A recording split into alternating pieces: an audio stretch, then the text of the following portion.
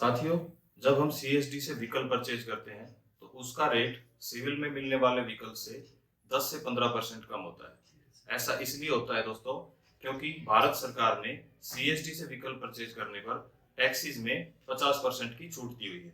लेकिन अभी मैं जो आपको अपडेट बताने जा रहा हूँ, उससे ना सिर्फ आपका बहुत सारा पैसा बचेगा, बल्कि इसके और सारे भी बहुत सारे बेनिफिट्स हैं। तो वीडियो को एंड तक जरूर देखें और चैनल को भी सब्सक्राइब कर लें।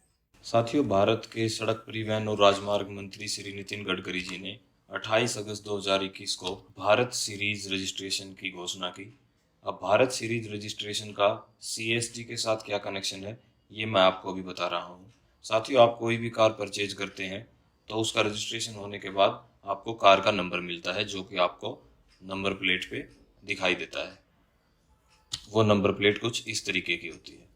इस नंबर प्लेट में आप देख पा रहे हैं, सबसे पहले इसमें स्टेट कोड होता है, उसके बाद आपका डिस्ट्रिक्ट कोड होता है, उसके बाद 2 रैंडम अल्फ़ाबेट्स होते हैं और आपका व्हीकल नंबर होता है। इसके अलावा बीएच सीरीज में रजिस्टर्ड गाड़ियों का नंबर प्लेट इससे बिल्कुल अलग होती है।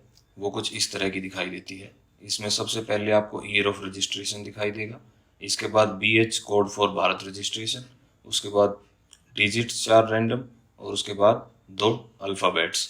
इसमें आई और ओ आपको कभी दिखाई नहीं देगा। आमतौर पर क्या होता है कि आप कोई भी व्हीकल लेते हैं तो आप अदर स्टेट में 1 साल से ज़्यादा ड्राइव नहीं कर सकते। उसके लिए आपको सेपरेट रजिस्ट्रेशन कराना पड़ता है जिस स्टेट में आप गाड़ी चलाना चाहते हैं। लेकिन बीएच रजिस्टर्ड गाड़ियाँ आप अनलिमिटेड टाइम के लिए किसी भी स्टेट में चला सकते हैं। बीएच रजिस्ट्रेशन के लिए क्या एलिजिबिलिटी है, ये अभी हम देख लेते हैं। सबसे पहले डिफेंस पर्सनल अगर आप हैं तो आप एलिजिबल हैं। उसके बाद central and state government employees of PSUs, BEL, ONGC, BSNL etcetera, employees of a company having offices in at least 4 states, तो आप एलिजिबल हैं। अगर आप डिफेंस पर्सनल हैं तो आपको सर्विंग सर्टिफिकेट आरटीओ में या डीलर को सबमिट कराना पड़ेगा। अभी road tax on BH series, आप ये टेबल देख रहे हैं। अगर आप व्हीकल परचेज कर रहे हैं जिसका इनवॉइस प्राइस 10 लाख से कम है, इलेक्ट्रिक व्हीकल है तो 6%, पेट्रोल है तो 8%, डीजल व्हीकल है तो 10%, और ये केवल 2 साल के लिए होगा।